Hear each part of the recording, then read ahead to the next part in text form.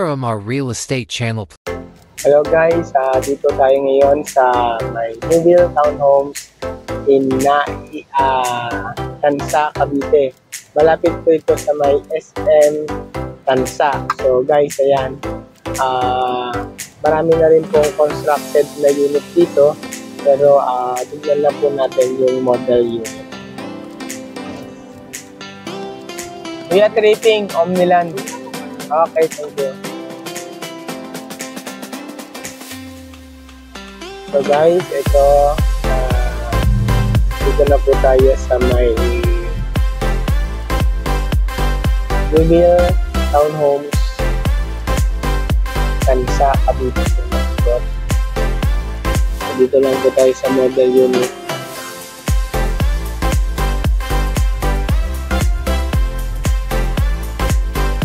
Ayan guys, ang atin pong Astred Townhouse.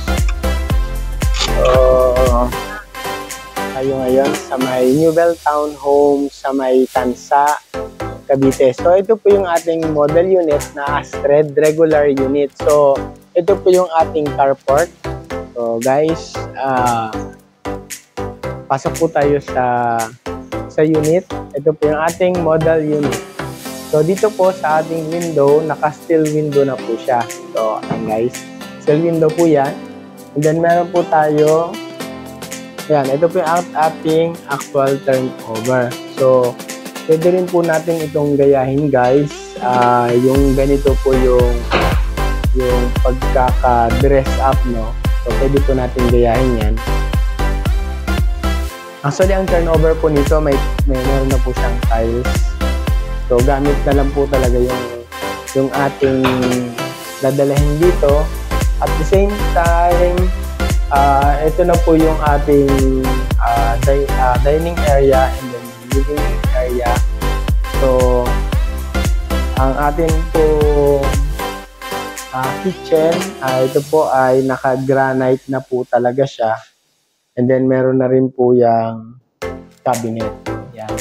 Tapos, sa labas po, meron po tayo doon mga 2.5 meters na yung pwede po nating i-extend ng ganyan po yan. So, yan po.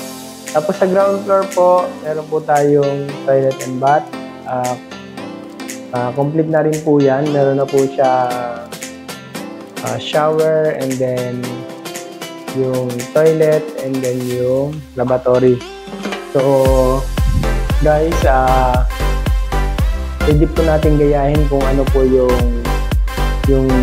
actual dito sa loob nitong model unit.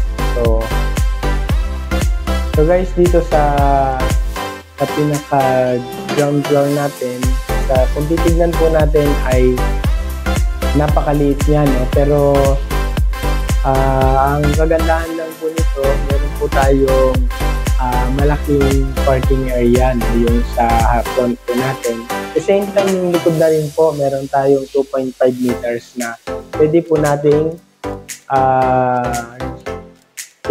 gawing tambayan or kung ano po yung gusto natin gawin. So, akyat po tayo dito sa second floor guys.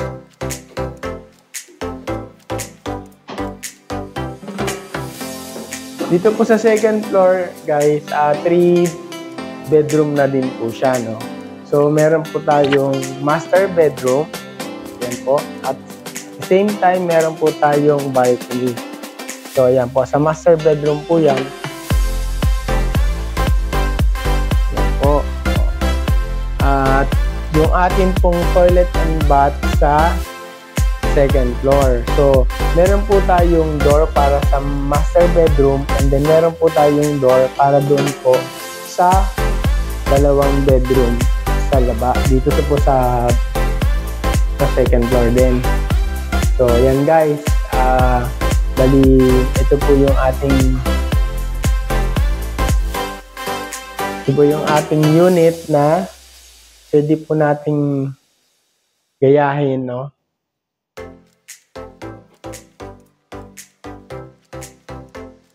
Tapos ito guys, yung ating second bedroom. Pwede po natin gawing office room. Yan, pwede po yan. study room, pwede po dito. Yan. So, malaki naman po siya. And then, yung pinaka third bedroom po natin, yan po.